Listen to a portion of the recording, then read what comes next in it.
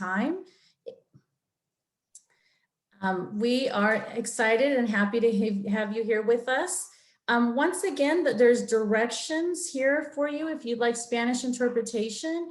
We have two amazing interpreters here with us tonight to help support and ensure you get your information and to get all of your questions answered.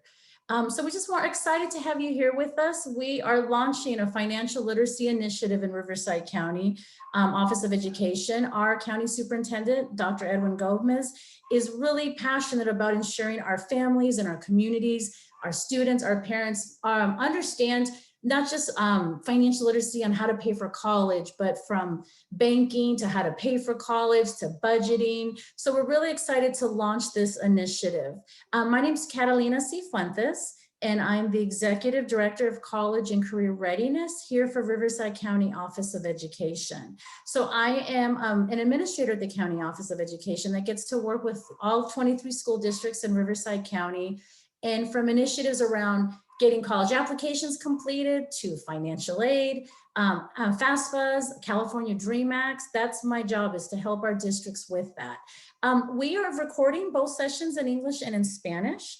And so we will answer your questions throughout the presentation, but I want you to know when we're towards the end, we're going to go ahead and turn off the recording. We do have a fairly small group today, and so I don't want you to leave without all of your questions answered, and you may not want to ask your questions, publicly or recorded. So towards the end, when we're done, we'll close out. We'll stop recording, but we're staying on so we can have more intimate conversations. So like I said, I work with all things college and career readiness. So maybe you have a question about how to get into UC Riverside, or what are the requirements for Arizona State University. I can help you, and I'm here to help more than just a financial literacy conversation. So here's some virtual meeting tips. Like I mentioned, we are recording the sessions for future reference and for parents and students who could not make it. Please, we encourage you to use the chat feature to answer any questions, ask questions or make comments. We're here to help you. We want you to leave here feeling supported and excited and empowered to, start planning on how to pay for college with our awesome speaker today. We'll do everything we can to secure this room so we don't have Zoom bombers or something happens. But if there's a technical error and you get logged off, just log right back in and we'll be right back with you. All right, so let me go ahead and move. So this financial literacy initiative, we're really going to focus on, these 7 areas. This isn't just going to be a few sessions this month and nothing in the future. You're going to start seeing more of sessions that we're offering ongoing. Next week, we have a few more parenting sessions. For example, how to understand credit reports and teaching credit to our students. We have a session next week covering that, how to teach your smaller children about saving money and budgeting. So we'll make sure we put in the chat before you leave some of those links to register for future workshops, but we're doing everything we can, like I mentioned earlier, to empower our parents and our county around financial literacy and ensuring our students don't go into debt. They understand what's available to them to pay for college. And what do things cost after they graduate high school? Currently, our state does not have financial literacy standards. So right now, depending on the high school or the middle school you attend, we don't always know what kind of information your student is receiving. So we're trying to really bring the county together so we can do more of that and have more of these conversations with our students about saving. We have students interested in entrepreneurship. So be on the lookout for more sessions and more presentations from our county. We did went ahead and we included the same information in Spanish as well for our Spanish speaking families.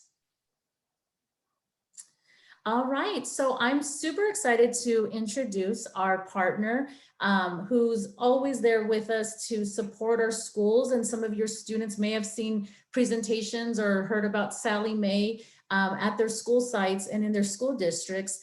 But Ventrice is an amazing collaborative partner who really wants to bring as much information to our students and families in Riverside County, especially around how to pay for college and college affordability. Many of the students in our county and our families don't realize, they think, there's no way you can maybe go up north to college, or we probably can't afford it, with not understanding all of the resources that are available to you and free. So we're going to talk a little bit about ways that you can use the tools of Sallie Mae to help you start planning and having these conversations about college affordability. So we're so happy to have you here. Like I mentioned earlier, we're recording. We're going to go through the end of the presentation. We'll close out if there's any questions about the presentation before, and then we'll close out and we will stay on to answer any additional questions you have. It might just be one question about, your 10th grader, your 9th grader, and we will stay on. I did mention earlier, I was also a teacher and a school counselor. So I've worn a few different hats, and I can hopefully help you navigate any questions you have. So with that, I am going to turn it over to our amazing speaker tonight, Ventrice. Thank you, Catalina. Appreciate it. I'm going to share my screen. And like Catalina said, this presentation is in English and Spanish.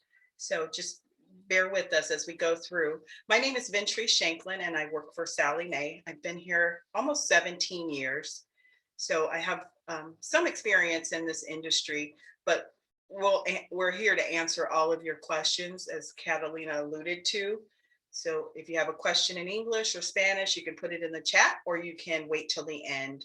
I'm going to turn off my camera so it's not a distraction.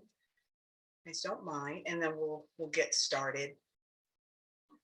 So we're going to talk about college planning. This is one of the most exciting subjects to me because I'm a college graduate, and then I put 3 kids through school as well. So I know this process pretty well. Some of the things we'll talk about today are ways to save for college. We'll also talk about selecting a school and determining the cost and what that means. And then I'll touch on calculating financial need with the FAFSA form, the free application for federal student aid, deciphering a financial aid offer, I'll tell you what that is, finding and applying for scholarships and grants, exploring federal student loan options, how to fund the remaining gap, and I'll explain what that means as well, and then some free tools and resources. The format is a little bit off on here, so before I send this presentation to Catalina, I will fix the format. Before I dive into the information, I just wanted to share a quick economic example on why higher education is so important. In addition to getting to pursue a career path that really fulfills your interest and passion, this graph details the lower unemployment rates associated with college and obtaining an advanced degree as to compared to someone that has a high school diploma. And it also shows a rise in relative earnings for the increased levels of education. So I just wanted to show you that visual. So you can see that a degree, whatever that you choose to do, my son's an electrician, so that's the path he chose, makes more money than I do most of the time. But at whatever path you choose, if you get some form of education, it's likely that your earning potential is higher. Saving for college is really an obvious first step. So any money you save is money you don't have to borrow. So I remember the same when I was a kid, a penny saved is a penny earned. And that holds true today. Can't advance my slide. Sallie Mae, the company I work for, we believe in what's called the 1-2-3 approach. So opening a savings account, that's a good way to start saving, especially if you have a younger child. Just setting up a goal, a regular contribution. I find that if I have money moved from one account to the other, and it's a auto type of process, that I really don't think about it because I didn't have to do anything. Just set up the automatic movement of that money. And then there's what's called a 529 college savings plan. So that can help as well. And I won't go into that too much, but if you wanted to find more information on the 529, you just can go to 529.com.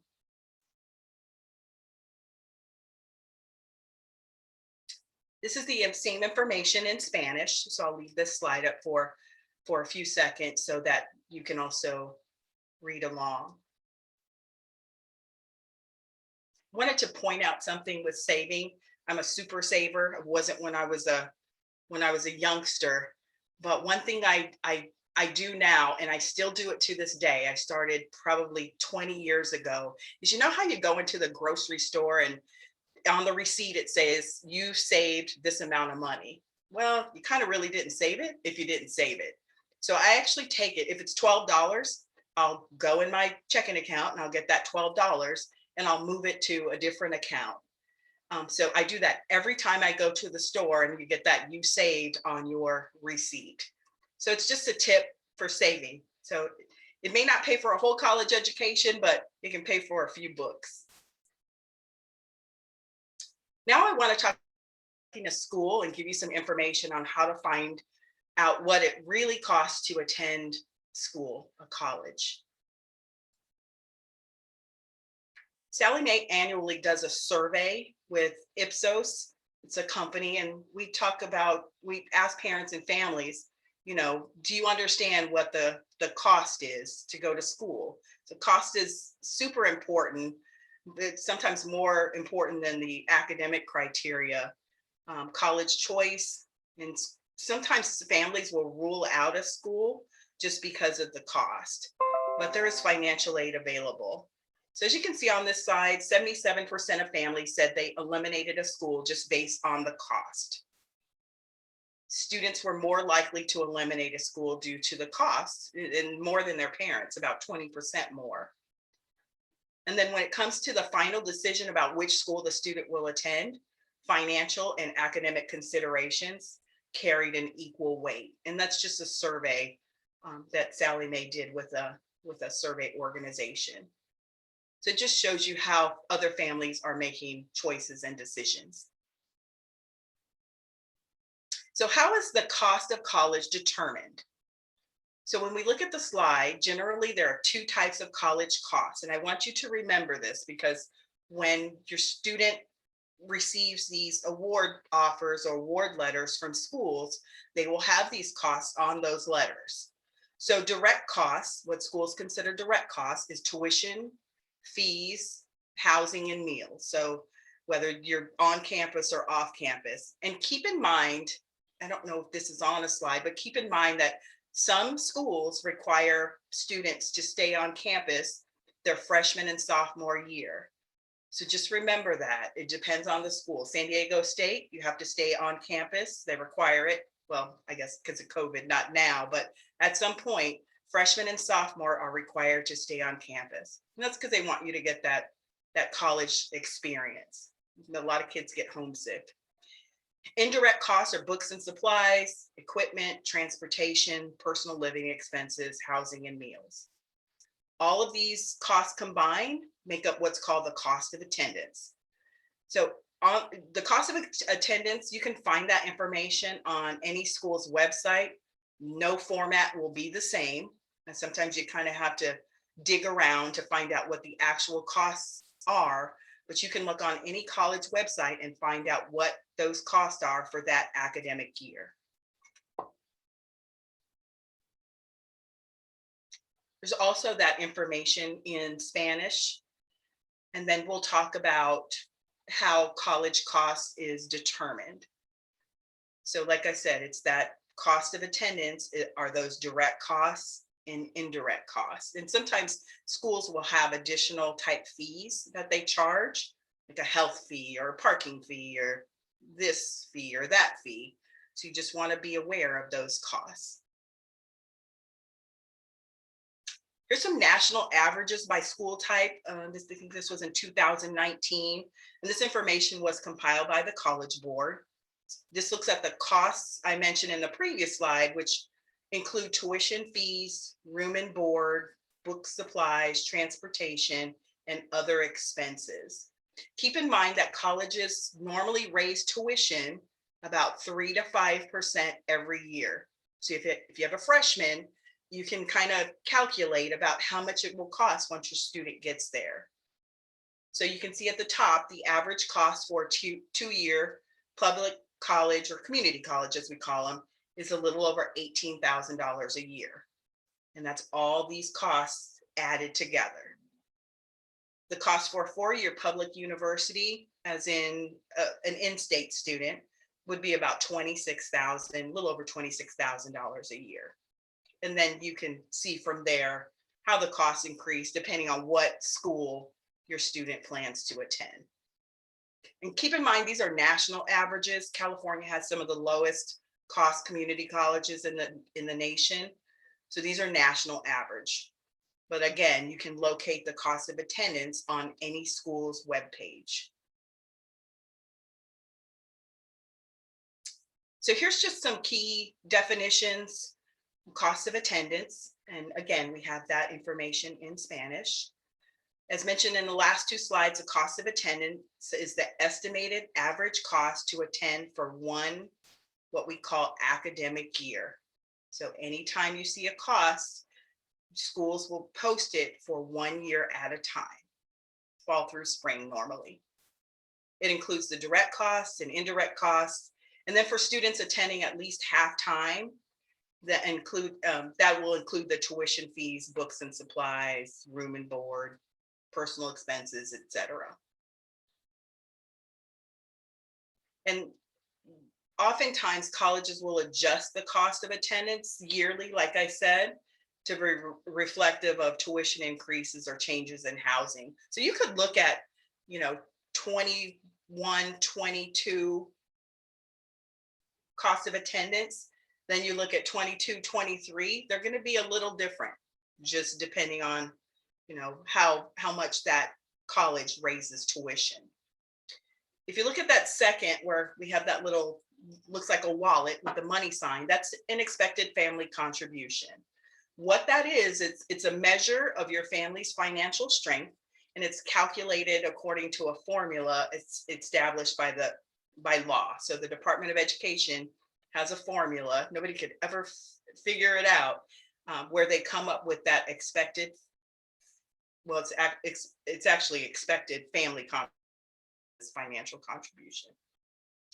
So it's a measure of the family's financial strength, and it's calculated according to a formula.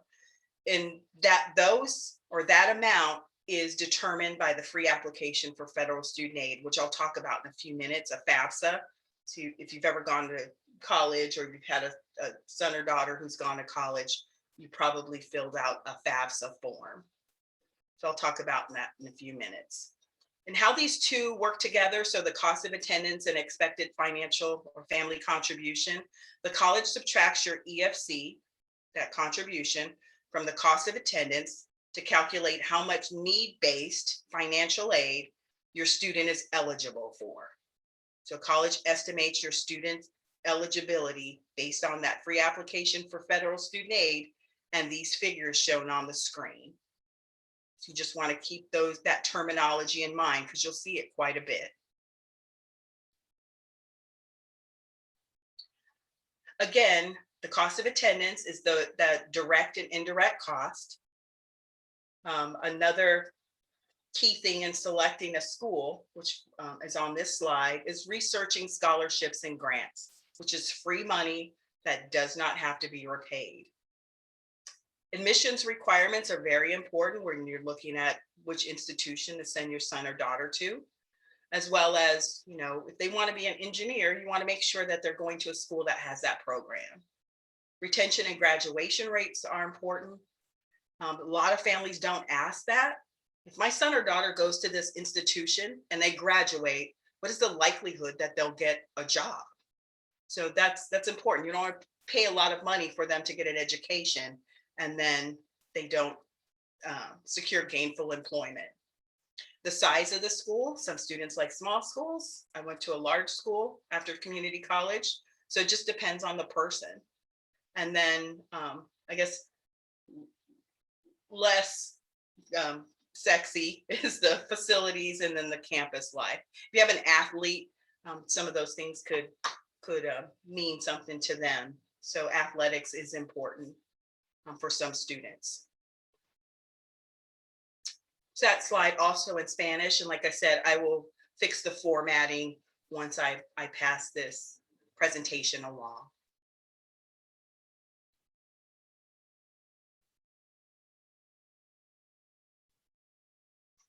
So no doubt about it, in-person campus tours are beneficial. We just don't have that luxury right now.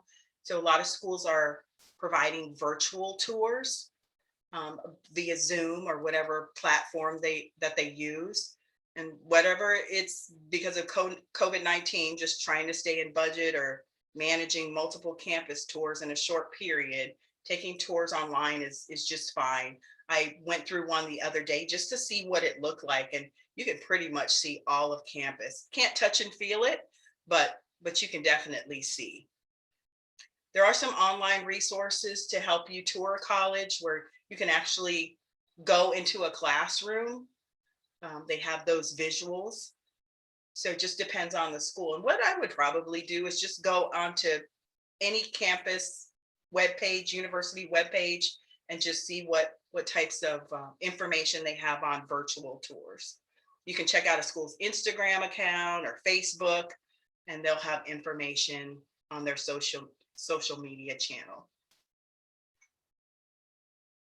But virtual tours are the thing right now. There's also that information in Spanish as well.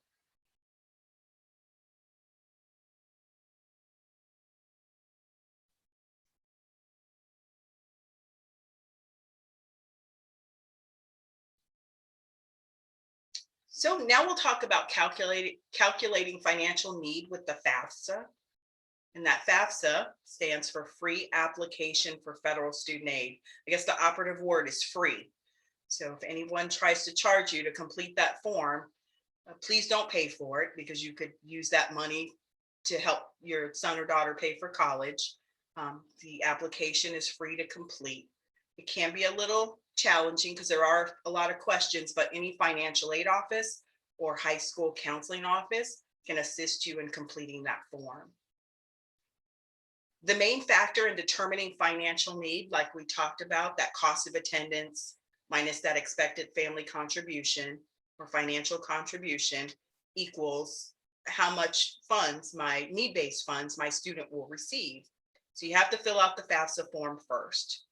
The FAFSA is used to determine eligibility for all federal student financial aid programs, whether that be student loans or grants. The FAFSA application opened on October 1st of 2020 of each year. And so last October 1st, it's not too late to complete it. Then much of the information required on the FAFSA comes from your tax return.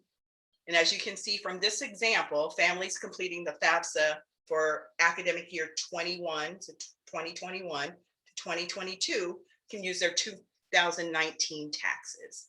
And I'll show you on the next slide, if you have a junior and they're graduating next year, which FAFSA form and which taxes you'll use.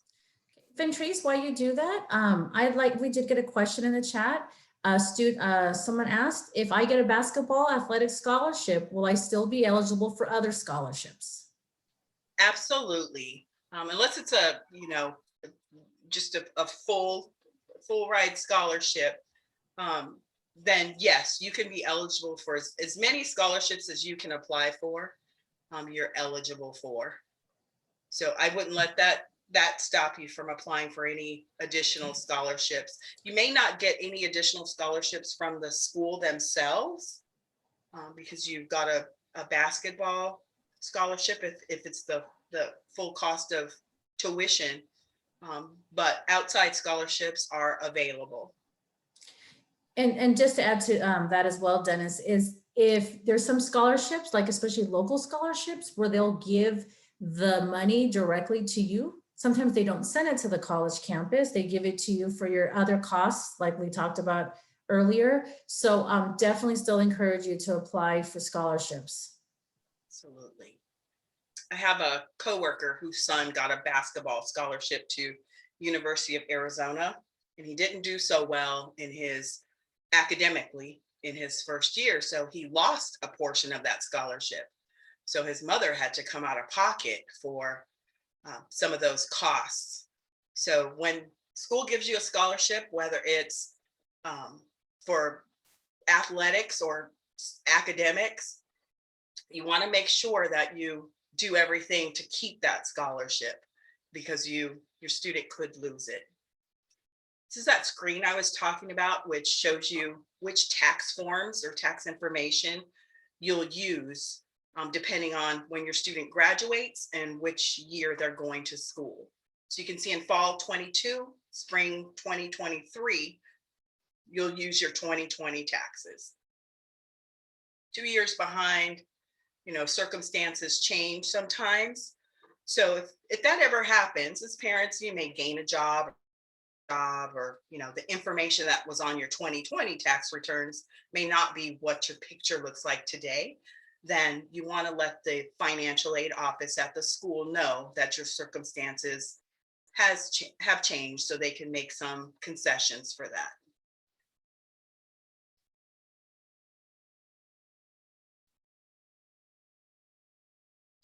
The student will need their parent's social security number, date of birth when you're filling out that free application for federal student aid. Students have to answer a few questions on the FAFSA, and then the parents will answer questions as well. That information goes to the Department of Education. The calculation is done. That information is then sent to the school so they can determine how much financial aid or what types of financial aid your student is eligible to receive. So that form is extremely important.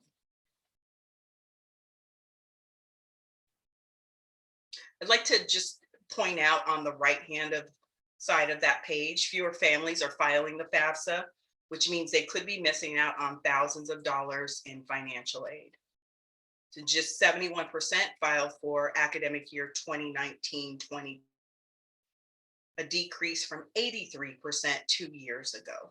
I think many students took what they call a gap year this year because of COVID, but I still encourage families to complete that FAFSA form if your student's going to college. So here's what happened. I talked about it just a little bit.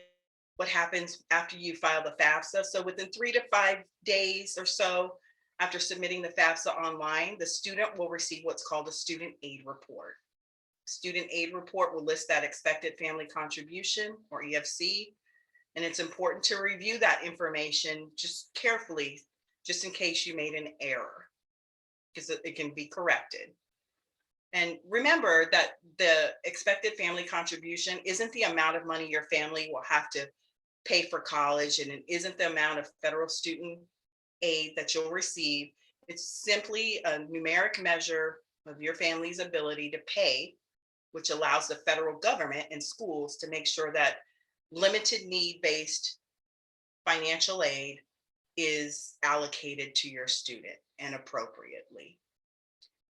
So that form is very important, like I said, and to be able to complete it accurately is important. So if you do make an error, just make sure that you let the school know so we can get that corrected.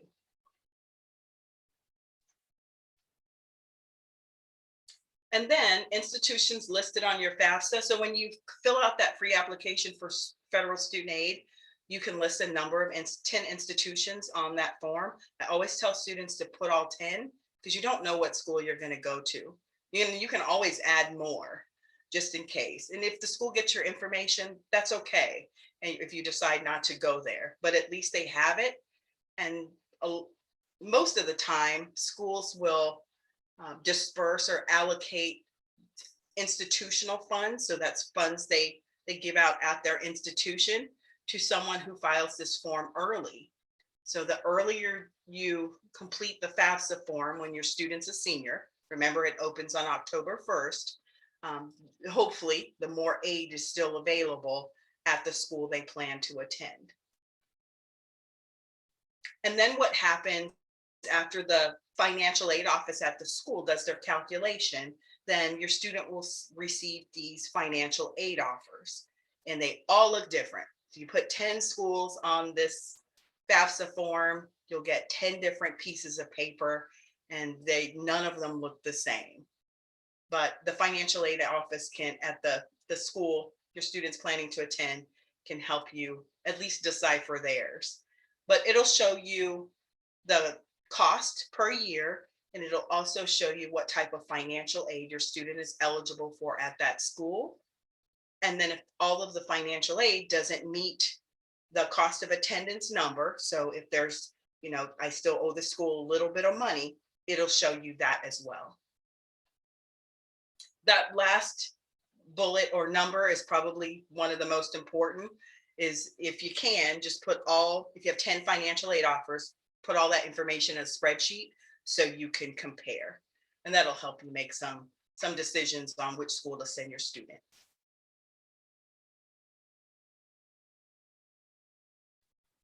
I'll leave this slide up for a second.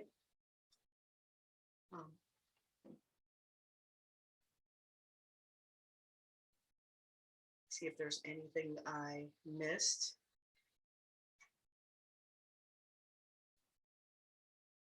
So this is just an example. Remember that expected family contribution we talked about? It's going to be the same no matter what school your student goes to, because it's derived from the information that you put on that free application for federal student aid or the FAFSA.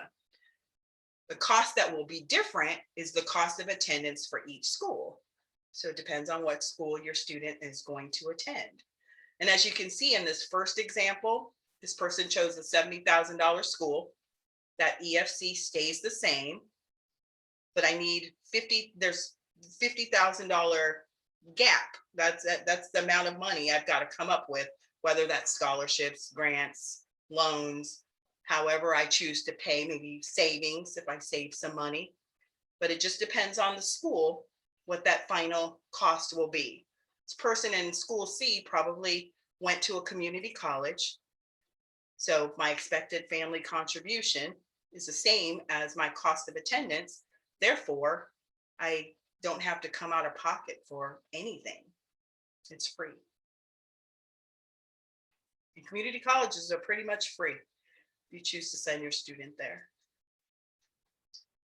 Here's some information on the California DREAM Act application. Won't spend a whole lot of time on this slide, but I wanted to touch on applying for financial aid if we have any parents of undocumented students in California. So California AB 540 allows for certain undocumented students to attend California public institutions to pay in-state tuition and then apply for certain state financial aid. So we want to make sure that those students are also taken care of. There's also some other aid programs available at some of the colleges and universities for students, for AB 540 students. So you want to check that as well.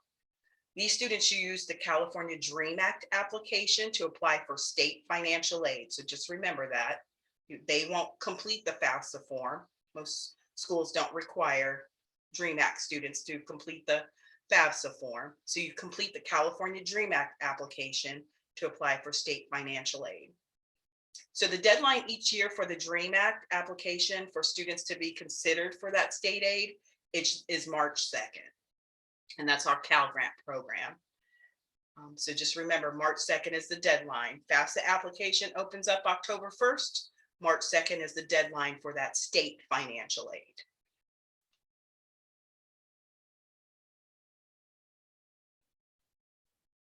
Understanding financial aid offers.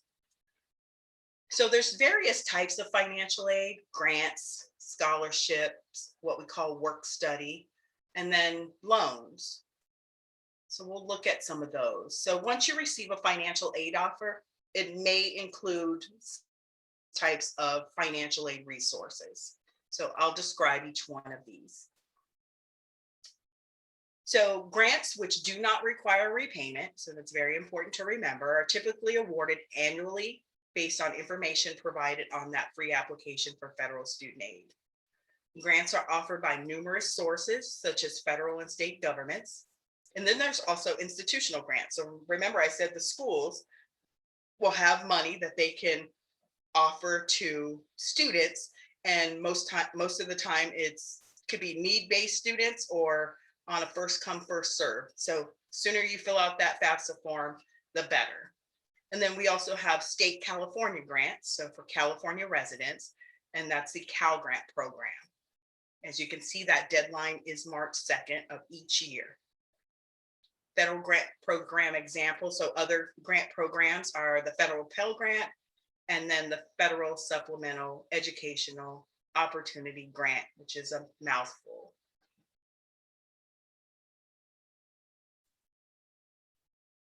What is federal work study? So federal work study is a job arranged through the school participating in the federal work study program. So a student can have an on-campus or off-campus job. It pays at least minimum wage, limited hours, but it can help offset the cost of college. One thing your student wants to ask is, does the money from my job, in my federal work study program, does it go directly to the school or does the check come to me? If it goes to the school, they'll go ahead and cover any outstanding costs. And if there's money left over, they'll give it to the student.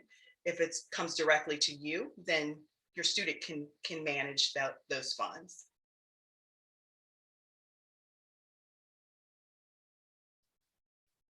What are grants? And we talked about that a little bit. This gives you a good visual on the amount of the awards.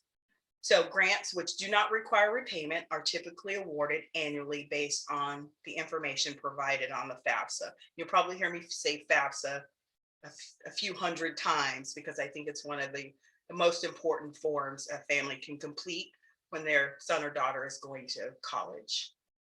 So federal Pell Grant awards, they do change every year. I've never seen them go down, but they typically go up by a couple $100s, not too much. But awards are up to $6,495. And remember, these grants do not have to be repaid. You apply for them when you complete the FAFSA form and they're awarded. And one thing to remember is that you have to complete the form, the FAFSA form, every single year. Circumstances do change, so you want to make sure you complete that form every year. And then you can see that FSEOG grant, it's between $100,000 and $4,000. Schools have a limited amount of money in that grant program, but they're usually awarded on a first come, first served basis.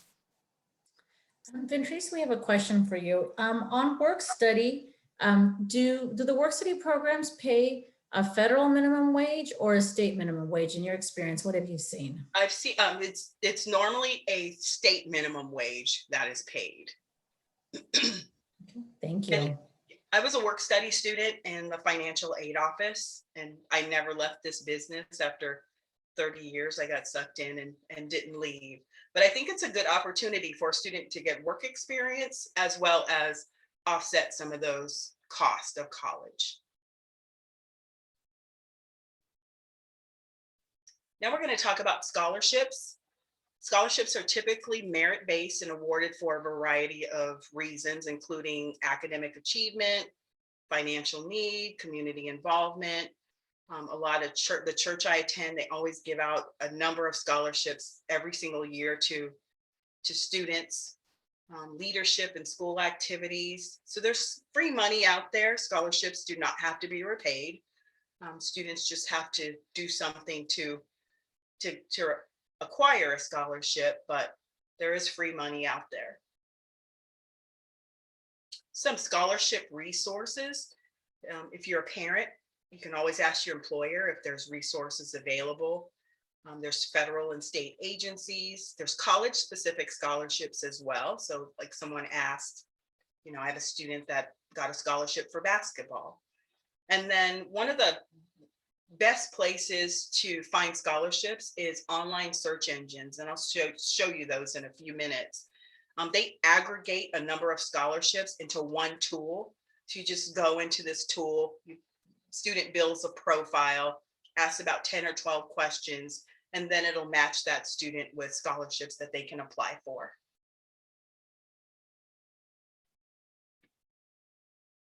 Here's just some tips for scholarship applications because they all will look a little different.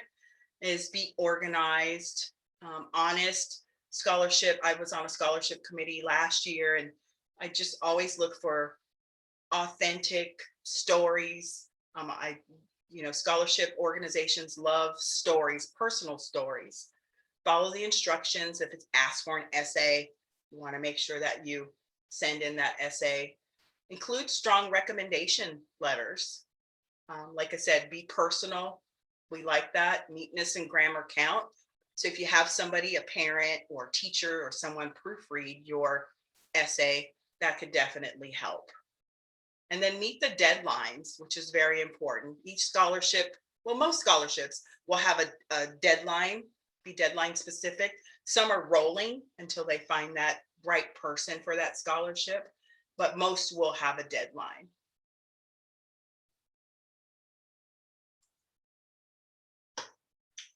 Another way to pay for school is to explore federal student loan options. So when you complete that free application for federal student aid, that's your application to all federal student aid. So any grants, federal student loans, that is the application. So we're going to talk a little bit about student loans, and don't be afraid to borrow a student loan. The interest rate right now is a little over 2%, so it's pretty low. And I think it's going to be low again when it changes in July.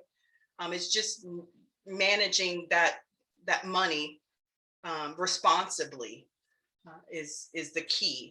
Only borrow what you need. So there's two types of loan programs. This is one, and it's for the student. So this is a student loan. It's in the student's name. It's not based on credit. As long as the student is in school at least half time, they could be eligible for this program. And it doesn't matter how much you make as a parent. You can make $5 million or you can make $50,000. Your student would be eligible for one of these loan programs. So there's the direct subsidized loan, which if you qualify through the information you put on the FAFSA, the government is paying the interest for your student as long as they're in school. The unsubsidized program, you're responsible for the interest, so the student's responsible for the interest, and it's accruing while the student's in school. Unfortunately, you don't have a choice on which one of these you get. It depends on your financial picture and what you put on that FAFSA form. But these are two types of student loans.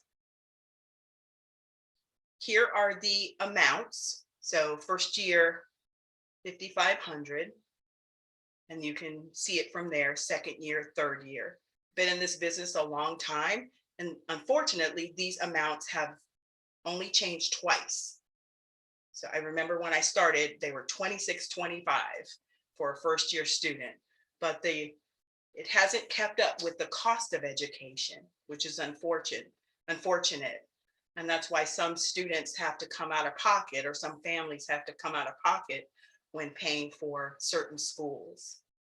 The interest rate right now is 2.75%. And like I said, it changes every July 1st.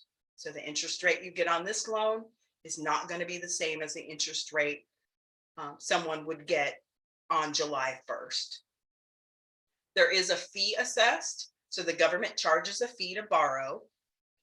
And then when your student gets ready to repay, they pay back the full amount. And I won't read the rest of this to you, but you can see there's flexible repayment options. There's loan forgiveness options, but it is a low interest government loan. The other loan program is for parents, and there are some parents who borrow the full amount. So you can borrow the full amount, or you can have your student take out, I always tell my kids, you got to have some skin in the game. Mom can't pay for everything.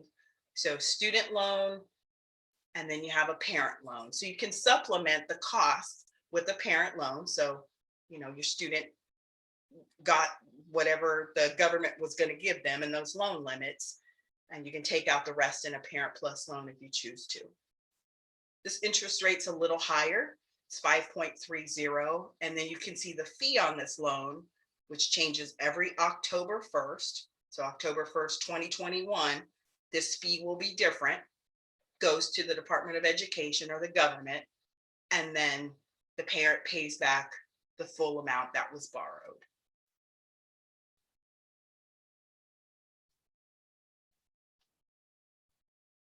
So how to fund the remaining balance.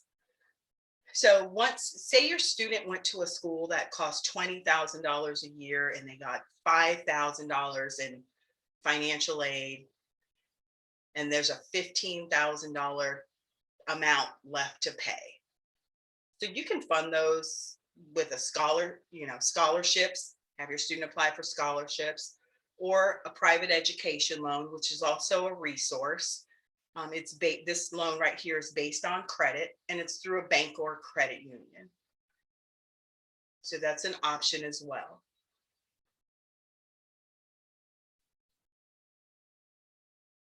On a private student loan, the student is the primary borrower. And then, for students who have no credit, because these loans are based on credit, they probably will need a cosigner. There's no fees associated with these types of loans. And many banks, if they do have to have a cosigner, the student, then they have cosigner release options where you're not on the hook for the rest of your life.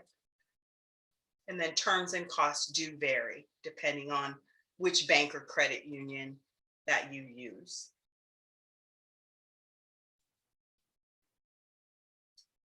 Here's the same information in Spanish.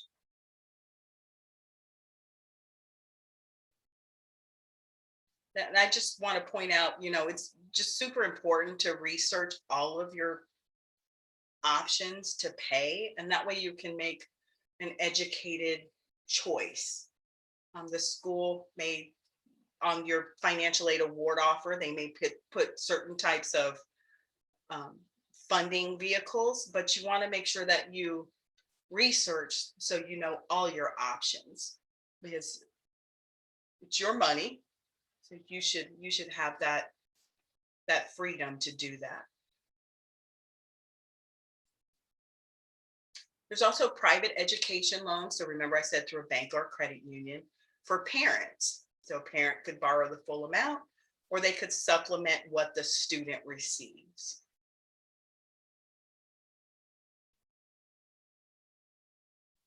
And it has similar terms and conditions as the private education loan for students. We'll talk a little bit about some free tools and resources.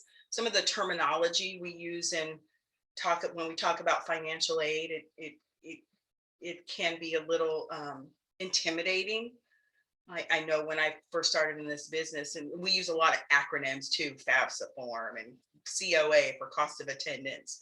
So here's some tools and resources just to help you through that. Sallie Mae has what's called a Paying for College resource. So there's videos on there. There's different kinds of calculators and tools that you can use to hopefully help you make some decisions. Here's the scholarship search tool information. I would suggest, especially if you have a junior or senior, you want to have them go in and build a profile and see what types of scholarships they're matched with. I told the story yesterday when we did a presentation that when I was working on my master's degree, I did my paper on undocumented students in higher education. And I met a young lady, Lisa, and she paid for 4 years at a private institution with just scholarships. She told me, she said, I made this my full-time job because I didn't have any other options. So I made it my full-time job just to look for scholarships. And she was able to pay for 4 years at a private institution that costs $50,000, $60,000 a year with just scholarships. So I know if she could do it, then anybody can do it. Kids sitting in front of the TV or whatever they're doing, if they just take a couple hours out of the day and look for free money, it's out there. They just have to take some action. We also have some college planning tools on our webpage. There's the URL up top.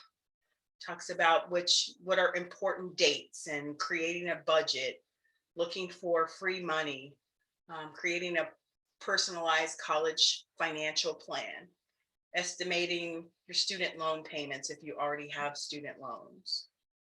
So just some tools and resources for you to research. Here's that Paying for College resource again. I apologize, it's a little blurry. On the left-hand side, though, you'll see some webinars that are available. These are national, they're free. The information, this one's a little outdated when I took the screenshot, but it's up to date.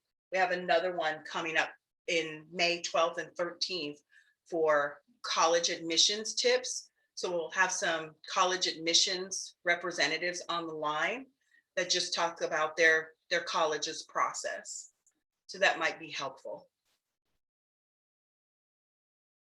Some other information on there. There's budgeting forms. There's this form right here, which you can't see, but you can put in your offer letter, so your financial award letter that you got from the school. You can put 4 of those in there, and it helps you compare the different letters.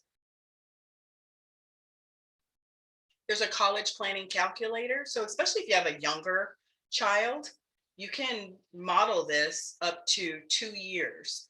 So you can see, you know, inflation, what the cost would be of college in 2 years. And that way, you know about how much to save, or you can build a plan for your student.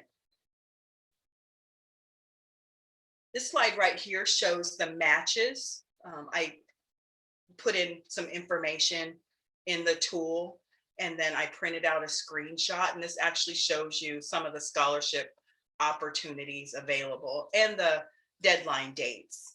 And I always tell students, don't let the amount of the scholarship deter you from applying, because, you know, if you got five $1,000 scholarships, that's $5,000. Where if you applied for this one, they probably have one of them, and it's open, you know, nationally to a group of people. But all these small ones, they do add up, and it's free money that does not have to be repaid. Here's a few scholarship search tools that you can use. So Sallie Mae, the organization I work for, you can see that URL. There's tons of money out there just available for students. FastWeb is another one. And then also the College Board has a great scholarship search tool that students can use. So this is, like I said, this is a great place to start because it aggregates a number of scholarships in one place.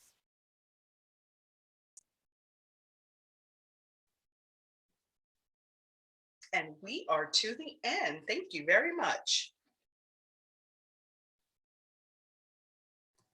So, Thank you so much, Ventrice. absolutely. Thank you. Okay, I know we covered a lot of information, and so we want to give opportunity to take maybe a few questions right now. And then what we'll do is end the meeting, turn off the recording, and then we have an opportunity to break up into small groups, or you can log off. But if you want to stay on and you have some additional questions, Ventrice, myself, our team, Ileana, Cherry will stay on so we can kind of help troubleshoot your questions. And we want you to leave here feeling excited and not overwhelmed. And it's a lot of information, but it's once you get to understand it, you can navigate it. And I can't emphasize enough the scholarship piece and how much earlier we should start on that. And opportunities, if your son or daughter or your student is a freshman in high school or a sophomore, there's opportunities now. So I'll take this time to see if we have any questions. I